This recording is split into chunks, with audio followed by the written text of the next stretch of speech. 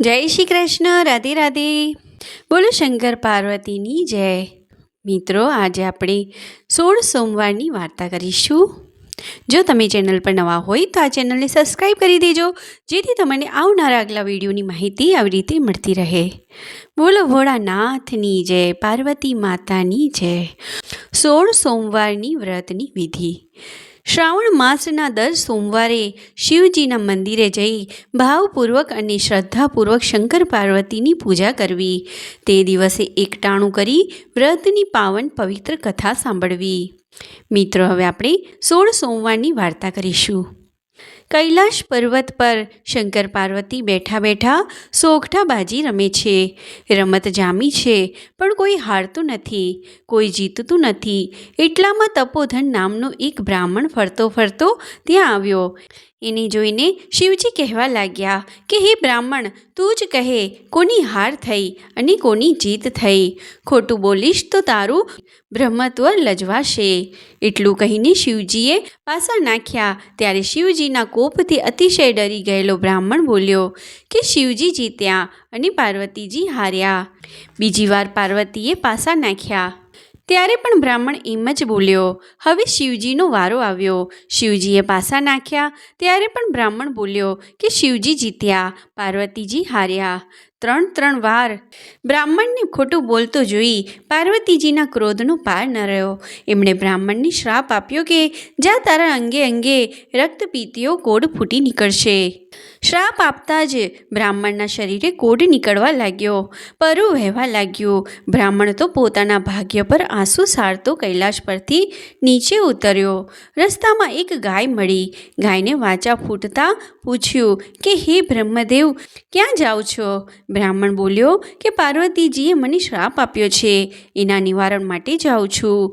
ત્યારે ગાય બોલી કે હે ભૂદેવ, મારી પીડા પણ સાંભળતા જાઓ। દૂધથી મારા આંચળ ફાટું ફાટું થાય છે, પણ કોઈ મારું દૂધ મોઢે લગાડતું નથી।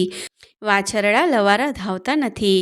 અરે રે, મારા એવા તે કયા પાપ હશે? તમે મારા દુઃખનું નિવારણ પૂછતા આવજો। ત્યાંથી આગળ જતાં એક પંચકલ્યાણી ઘોડો સામો મળ્યો। શ્રાપથી વાત સાંભળીને કહેવા લાગ્યો કે હે બ્રહ્મદેવ, મારી પીઠ પર હીરા મોતીના પલાણ છે, પણ કોઈ મારા પર સવારી કરતું નથી। મારા કષ્ટનું નિવારણ પૂછતા આવજો। આગળ જતાં બ્રાહ્મણને થાક લાગ્યો। એ એક આંબા નીચે વિશ્રામ કરવા બેઠો। પાકી પાકી કેરીઓ જોઈને એને ખાવાની ઈચ્છા થઈ। ત્યાં જ આંબાની વાચા ફૂટી। આંબો કહેવા લાગ્યો કે હે ભૂદેવ, જાઓ છો તો મારું કષ્ટ પણ સાંભળતા જાઓ। મારા ફળ કોઈ ખાતું નથી, ખાય છે તે મૃત્યુ પામે છે, તે મારા શ્રાપનું નિવારણ પૂછતા આવજો। આગળ જતાં બ્રાહ્મણને તરસ લાગી। એ પણ પીવા તળાવે ગયો। તળાવના કાંઠે એક મગરને રડતો દીઠો। બ્રાહ્મણને જોતાં જ મગર બોલ્યા, હે ભૂદેવ, મારી કાયામાં લાય લાગી છે, અંગે અંગ કાળી બળતરા થાય છે, નથી પાણીમાં રહેવાતું, નથી કાંઠે રહેવાતું। કૃપા કરીને મારા કષ્ટનું નિવારણ પૂછતા આવજો। ત્યાંથી આગળ અઘોર જંગલમાં ગયો। ત્યાં એક જીર્ણ શીર્ણ શિવાલય જોયું। બ્રાહ્મણે ત્યાં તપ કરવાનો નિર્ધાર કર્યો। જમણા પગના અંગૂઠા પર ઊભા રહીને એણે 4 મહિના સુધી તપ કર્યું। અન્ન જળ અને ફળ ફૂલનો ત્યાગ કર્યો। ત્યારે શિવજી પ્રગટ થયા, વરદાન માંગવા કહ્યું। ત્યારે બ્રાહ્મણ રડતા રડતા બોલ્યો કે મારો કોઢ મટાડો। ત્યારે શિવજી બોલ્યા કે સર્વે વ્રતોમાં ઉત્તમ એવું મારું 16 સોમવારનું વ્રત તું કર, એના પ્રભાવે તારા સર્વે દુઃખ ટળશે। બ્રાહ્મણ બોલ્યો કે કૃપા કરીને મને એ વ્રતની વિધિ જણાવો। શિવજીએ વ્રતની વિધિ જણાવી। શ્રાવણ માસના પ્રથમ સોમવારે સૂતરના દોરાની સેર લઈ 4 ગાંઠ વાળવી। પીળા પટ્ટે દોરો બાંધી મારા દર્શન કરી વાર્તા સાંભળવી। પછી એક ટાણું કરવું। કારતક માસના અજવાળિયામાં વ્રત પૂરું થાય ત્યારે 4.25 શેર ઘઉંનો લોટ, 1.25 શેર ઘી, 1.25 શેર ગોળ લઈને તેના લાડવા કરવા। લાડુના 4 ભાગ કરી, એક ભાગ મારા પૂજારીને, બીજો ભાગ રમતા બાળકને, ત્રીજો ભાગ ગાયના ગોવાળને આપવો અને ચોથાથી કીડિયારું પૂરવું અને રાત ન રાખવો। આ રીતે ઉજવણું કર્યા પછી તારી કાયા કંચન વર્ણી થશે।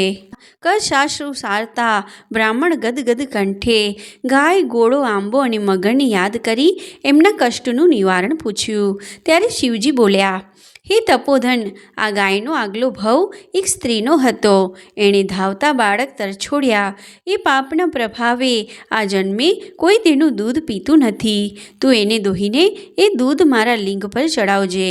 તેનાથી તેના કષ્ટનું નિવારણ થશે. પછી શિવે ઘોડાના પાપ વિશે જણાવતા કહ્યું કે એ ઘોડો ગયા ભવે એક ધૃત શ્રેષ્ઠ હતો. જૂઠી વાણી અને જૂઠા ત્રાજવા કાટલાથી ગરીબોને ઠગીને પાપના પોટલા બાંધ્યા. કોકને વ્યાજના દરિયામાં ડૂબાવ્યા. એ પાપના લીધે એની આવી દશા થઈ છે. તો મારું નામ લઈ એના પર સવારી કરજે, તેથી સર્વે સુખ થશે. ત્યારબાદ શિવ બોલ્યા કે આંબો ગયા જન્મે કપટી કંજૂસ હતો. સાચા ખોટા કરી ધનના ભંડાર ભર્યા, પણ પાઈનું પુણ્ય ન કર્યું. એના ધડ નીચે ધનના 4 ચરુ છે. એ ચરુ તું કાઢીને પુણ્યના કાર્યો કરજે. એ પુણ્યના લીધે આંબાની કેરી અમૃત જેવી થશે. છેલ્લે ભગવાન શિવ મગરના દુઃખનું નિવારણ જણાવતા બોલ્યા કે એ મગર ગયા જન્મે મહાજ્ઞાની બ્રાહ્મણ હતો. 4 વેદ અને સકળ શાસ્ત્રોનો જ્ઞાતા થયો, પણ કોઈને જ્ઞાન ન આપ્યું. આવક જવાના વયે જ્ઞાનનો સંગ્રહ સ્વાર્થ માટે કર્યો.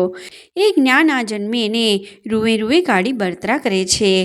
તું એની આંખે બીલીપત્ર અડાડી પ્રસાદ આપજે, એટલે એની બળતરા દૂર થશે. ભગવાન શિવને દંડવત પ્રણામ કરી બ્રાહ્મણ પાછો ફર્યો. પ્રથમ મગરના કષ્ટનું નિવારણ કર્યું. મગરે એને જ્ઞાન આપ્યું. જ્ઞાન આપવાથી મગરની મુક્તિ થઈ. પછી આંબા પાસે જઈને બ્રાહ્મણે ધનના 4 ચરુ કાઢ્યા. તરસ્યાને પાણી અને ભૂખ્યાને અન્ન દેવાનો સંકલ્પ કરતા જ આંબાના ફળ અમૃત સમાન થયા. આગળ જતાં ઘોડો મળ્યો. મહાદેવનું નામ લઈ બ્રાહ્મણે સવારી કરી તો ઘોડાનું કષ્ટ દૂર થયું. પછી ગાય મળી. બ્રાહ્મણે એનું દૂધ દોહીને શિવલિંગ પર અભિષેક કર્યો તો તરત જ વાછરડા ગાયને ધાવવા લાગ્યા. બ્રાહ્મણ હરખાતો ઘેર આવ્યો. પવિત્ર શ્રાવણ માસ આવતા વ્રત કર્યું. કારતક માસે ઉજવણું કર્યું તો એની કાયા કંચનવર્ણી થઈ ગઈ. જ્ઞાનના તેજથી એનું મુખ જગારા મારવા લાગ્યું. એક દિવસની વાત છે. નગરના રાજાની એકની એક કુંવરી કનકલતાનો સ્વયંવર રચાયો. દેશો દેશના રાજાઓ કુંવરી વરવા આવ્યા. સ્વર્ગની અપ્સરાને શરમાવે એવી રૂપના અંબા જેવી કુંવરી કનકલતાને વરવાની સૌ રાજાઓની આશા હતી. બ્રાહ્મણ પણ સ્વયંવર જોવા આવ્યો. એક ખૂણે ઊભો રહ્યો. સમય થતાં કનકલતા સોળે શણગાર સજીને આવી.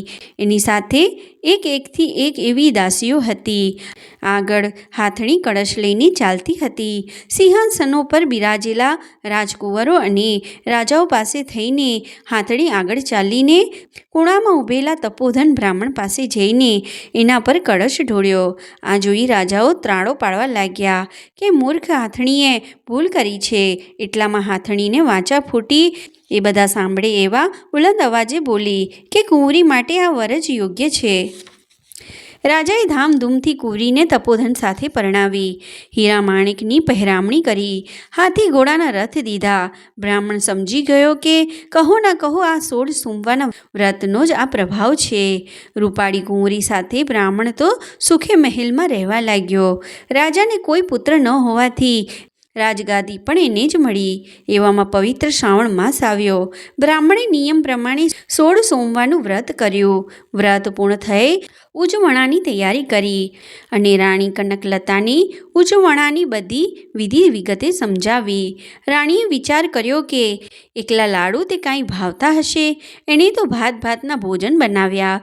રાજાનો વૈભવ ભોગવતો બ્રાહ્મણ દરબારમાંથી આવ્યો અને લાડુના પ્રસાદના બદલે મીવા મીઠાઈ જોઈ કોપાયમાન થયો. ગળગળા અવાજે શિવજીની માફી માંગવા લાગ્યો. ચોથા ભાગનો લાડુ પ્રસાદમાં લઈ વ્રત ઉજવ્યું. આ બાજુ મહાદેવ રાણી કનકલતા પર ક્રોધિત થયા અને સપનામાં તપોધનને આદેશ આપ્યો કે કનકલતાની કાળા વસ્ત્રો પહેરાવી દેશવટો આપ. એણે મારું વ્રત તોડ્યું છે. તપોધને શિવજીની આજ્ઞા પ્રમાણે રાણીને દેશવટો આપ્યો. રાણી આજીજી કરતી રડવા લાગી, પગે પડવા લાગી, પણ તપોધન ચલિત ન થયો. રાણીને હર પાર કરી. ભૂખી તરસી લથડિયા ખાતી કનકલતા એક ગામમાં આવી અને ગામને પાદરે ઝૂંપડામાં રેટીઓ કાંતતી ડોશી પાસે પાણી માંગ્યું. ડોશી ઘણી દયાળુ હતી. રાણીને ખાવા રોટલો અને પીવા પાણી આપ્યું. રાણીએ રહેવા આશરો માંગ્યો તો ડોશીએ હા પાડી. એ તો ડોશીના ઘરમાં છાણ વાંસીદું કરવા લાગી. પણ રાણીના પગલાં પડતા જ ડોશીનો રેટીઓ તૂટી ગયો. ડોશીએ તો રાણીને ધક્કા મારીને કાઢી. રડતી કકડતી ભાગ્યને દોષ દેતી રાણી એક ઘાંચણના ઘેર ગઈ અને અડધા રોટલાના બદલામાં બધું કામ કરવા તૈયાર થઈ. મફતના ભાવે દાસી મળે તો કોણ ના પાડે. ઘાંચણે તો રાણીને રાખી લીધી. ત્યાં તો એનો ધણી માંદો પડ્યો. ઘાણી બંધ થઈ ગઈ. બળદનો પગ ભાંગ્યો. ઘાંચણે તો રાણીને માર મારીને કાઢી મૂકી. પડતી આખડતી રાણીએ એક માલણના બાગમાં પેટ વરાણીએ આશરો લીધો તો બાગમાં બધા ફૂલ કરમાઈ ગયા. માલણે પણ રાણીને કાઢી મૂકી. રાણીની આંખે અંધારા આવવા લાગ્યા. ગળે કાચકી બાજી ગઈ. જીવ જીકડું જીકડું થવા લાગ્યો. એ તો પાદરે ગઈ. કૂએ પાણી ખીંચતી પાણીયારીને પાણી પીવાની આજીજી કરી. એની હાલત જોઈને પાણીયારીને દયા આવી ગઈ. પણ જ્યાં એ પાણી પીવા ગઈ ત્યાં તો એનો ઘડો ફૂટી ગયો. પાણીયારીએ રાડ અભાગણી કહીને એને કાઢી મૂકી. રાણીને ખાતરી થઈ ગઈ કે હવે કોઈ એને સગરે એમ નથી. હવે તો જંગલમાં જઈને દેહ પાડવો. રાણી તો લથડિયા ખાતી કાંટા કાંકરાની વેદના સહન કરતી જંગલમાં ગઈ. રસ્તામાં અત્રિ ઋષિનો આશ્રમ આવ્યો. એ તો ત્રિકાળ જ્ઞાની હતા. તેમણે રાણીને આશરો આપ્યો, જમાડી. પછી કહેવા લાગ્યા કે હે બેટી, શાસ્ત્રો કહે છે કે વ્રત ભંગ કરનાર મહાપાપી બને છે. વળી તે તો દેવોના દેવ મહાદેવના વ્રતનો ભંગ કર્યો છે. જેના પર શિવ રૂઠે એને કોઈ જીવન ન સગરે. આ સાંભળી લોહીના આંસુ સારતી રાણી બોલી, હે ઋષિ, તમે મારા પિતા સમાન છો. આ પાપમાંથી મુક્તિ થવાનો કોઈ ઉપાય કૃપા કરીને દેખાડો. ત્યારે અત્રિ ઋષિએ રાણીને 16 સોમવારનું વ્રત કરવા કહ્યું. રાણી કનકલતાનું હૃદય પશ્ચાતાપની યાવક અગ્નિમાં બળીને પૂર્ણ કંચન બની ગયું હતું. પવિત્ર શ્રાવણ માસ આવતા જ રાણીએ વ્રત લીધું. વ્રત પૂર્ણ થતાં શ્રદ્ધાભાવપૂર્વક ઉજવણું કર્યું. ભોળા શંભુએ પ્રસન્ન થઈને રાણીના સર્વ દોષ માફ કર્યા. રાણીને ઘોર પાપમાંથી મુક્તિ મળી ગઈ. એક રાતે રાજા તપોધનને મહાદેવે સપનામાં દર્શન દઈને કહ્યું કે તારી રાણી 16 સોમવારનું વ્રત કરીને પુણ્યશાળી બની છે. માટે તું જા, તેને જઈને એને વાજતે ગાજતે મહેલે લઈ આવ. વહેલી સવારે રાજા તો રાણીને શોધવા નીકળ્યો. પૂછપરછ કરતાં જાણવા મળ્યું કે એક રૂડી રૂપાળી સ્ત્રી ભિખારી જેવી દશામાં જંગલમાં ગઈ છે. રાજા જંગલમાં આવ્યો. અત્રિ ઋષિના આશ્રમે રાણીને જોતાં જ બંનેની આંખમાં હરખના આંસુ આવી ગયા. બંને ઋષિના પગે પડ્યા અને વિદાય માંગી. ત્યારે અત્રિ ઋષિએ રાણી કનકલતાની સેવાના બદલામાં અક્ષય પાત્ર આપ્યું. હજારો માણસોને જમાડે તો પણ રાંધેલું અનાજ ન ખૂટે એવું એ પાત્ર હતું. હરખના આંસુ સારતા રાજા રાણી નગર તરફ પાછા ફર્યા. ગામના પાદરે જેનો ગળો ફૂટી ગયો હતો એ પાણીયારી મળી. કનકલતાએ અક્ષય પાત્રમાં જળ લઈ ફૂટેલા ગળા પર છાંટતા જ ગળો સાજો થઈ ગયો. પાણીયારીએ આ ચમત્કારનું કારણ પૂછ્યું તો રાણીએ 16 સોમવારના વ્રતનો મહિમા જણાવ્યો. આગળ જતાં માલણનો બાગ આવ્યો. કનકલતાના પગલાં પડતા જ કરમાયેલા ફૂલો પણ મહેકી ઉઠ્યા. માલણ તો લાકડીની જેમ રાણીના પગમાં પડી ગઈ. એણે વ્રત કરવાનો સંકલ્પ કર્યો. આગળ જતાં ઘાંચણની ડેલી આવી. રાણીના પગલાં પડતા જ બળદનો ભાંગેલો પગ સાજો થઈ ગયો. ગાચીની કાયા કંચન વર્ણી થઈ ગઈ. આ ચમત્કાર જોઈ ઘાંચણ તો રાજી રાજી થઈ ગઈ અને વ્રત કરવાનો સંકલ્પ કરવા લાગી. આગળ જતાં રેટીઓ કાતતી ડોશીની ઝૂંપડી આવી. બિચારી ડોશી લમણે હાથ દઈને રડે છે. એની આજીવિકા તૂટી ગઈ. કનકલતાએ રેટિયા પર હાથ ફેરવતા રેટીઓ આપમેળે ચાલવા લાગ્યો. ડોશીએ લાખ લાખ આશીર્વાદ આપ્યા. ચાલતા ચાલતા રાજા રાણી મહેલે આવ્યા. નગરમાં ઢંઢેરો પીટાવ્યો કે આવતીકાલે સૌ નગરજનો મહેલના પટાગણમાં જમવા પધારે. કનકલતાએ અક્ષયપાત્રનું પૂજન કરી સંકલ્પ કર્યો તો 32 શાક અને 33 ભાતના પકવાનના થાળ ભરાવા લાગ્યા. જેમ જેમ નગરજનો આવતા ગયા તેમ તેમ પીરસાતું ગયું. સૌ અલૌકિક સ્વાદના વખાણ કરતા આંગળા ચાટવા લાગ્યા. સૌ જમી રહ્યા પછી રાજા રાણી જમવા બેઠા ત્યારે રાણી બોલી, મારે તો આજે મહાદેવનું વ્રત છે. કોઈ ભૂખ્યું માણસ વાર્તા સાંભળે પછી જ મારાથી એકટાણું કરાય. વાર્તા સાંભળે કોણ? રાજાએ તો સવારે જ જમી લીધું હતું. તત્કાળ પ્રધાનને બોલાવીને આદેશ આપ્યો કે કોઈ ભૂખ્યા માણસને બોલાવી લાવો. પ્રધાન ઘેર ઘેર પૂછવા લાગ્યો. એક કુંભારના ઘેર સાસુ વહુ ઝઘડ્યા હોવાથી સાસુ જમી ન હતી. વળી એ 100 વર્ષની ડોશી હતી એટલે ડગલું ચાલી ન શકતી. આંખે ભાળતી નહીં, કાને સંભળાતું નહીં. એને જમવા લઈ કોણ જાય? પ્રધાને તરત સુખપાલ મંગાવી અંદર 1.25 મણની તળાઈ પાથરી ડોશીને વાજતે ગાજતે મહેલે લવાઈ. માન પાન આપી ઢોલીએ બેસાડી કનકલતાએ ડોશીના હાથમાં ચોખાના દાણા આપતા મોટેથી કહ્યું કે માં, હું મહાદેવની વાર્તા કહું છું. તમે જય શંકર કહી હોકારો દેજો. કનકલતાએ તો ઘીનો દીવો કરી વાર્તા કહેવા લાગી. ડોશી હોકારા દેવા લાગી. પહેલા હોકારે કાનની બહેરાશ ગઈ, બીજા હોકારે આંખમાં અંજવાળા થયા, ત્રીજા હોકારે શરીરમાં નવી શક્તિ આવી. ડોશી તો બોલી ઉઠી, દીકરી મહાદેવ મારા પર રીઝ્યા. ત્યારે કનકલતા શિવજીને દંડવત પ્રણામ કરી ગળગળા અવાજે બોલી, માં, આ તો મહાદેવને અત્યંત પ્રિય એવા 16 સોમવારના વ્રતનો પ્રભાવ છે. તમે ભક્તિથી વાર્તા સાંભળી એનું મહાદેવે તમને ફળ દીધું છે. ત્યારે ડોશીની આંખમાં પણ હરખના આંસુ આવી ગયા. ડોશી પગે ચાલીને ઘેર ગયા અને ઘેર જઈ સોયમાં દોરો પરોવ્યો તો વહુ આભી થઈ ગઈ. એણે પણ વ્રત કરવાનો સંકલ્પ કર્યો. પવિત્ર શ્રાવણ માસ આવતા રાજા રાણીએ ફરી વ્રત આદર્યો અને કારતક માસે ઉજવણું કર્યું. પ્રસન્ન થયેલા શિવજીએ દેવના ચક્કર જેવો દીકરો દીધો. એનું નામ દેવદત્ત રાખ્યું.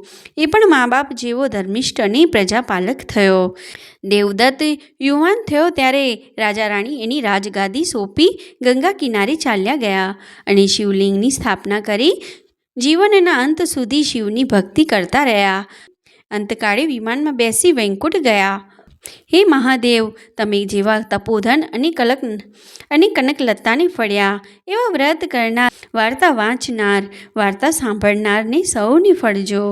બોલો ઓમ નમઃ શિવાય, ઓમ નમઃ શિવાય, હર હર મહાદેવ. મિત્રો, જો આ કથા સાંભળવામાં તમને આનંદ આવ્યો હોય તો આ વિડીયોને લાઈક કરીને આગળ શેર કરજો.